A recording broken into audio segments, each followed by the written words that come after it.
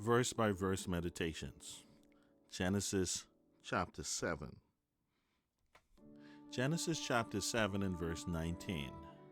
And the waters prevailed exceedingly upon the earth, and all the high hills that were under the whole heaven were covered. The highest hill in the Bahamas is Como Hill, which stands at an incredible height of 206 feet above sea level.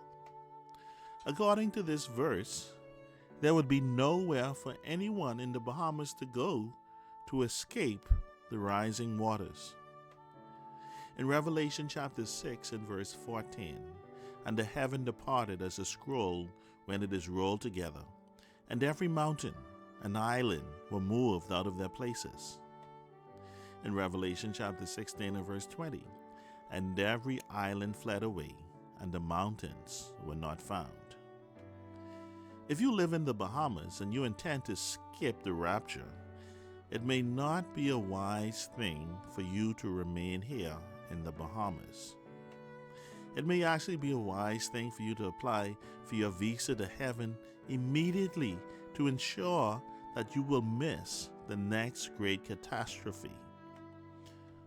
All of the pre-flood maps have been lost in the flood, and so there's very little evidence to show what the shape of the continents and islands looked like back then. In my scientific opinion, the map of the Earth probably didn't even resemble what it looks like now. In fact, I believe that continental drift continued at a much more rapid pace even after the flood than it is moving now. There are theories that suggest that man made it to the west by traveling over a land bridge somewhere up north.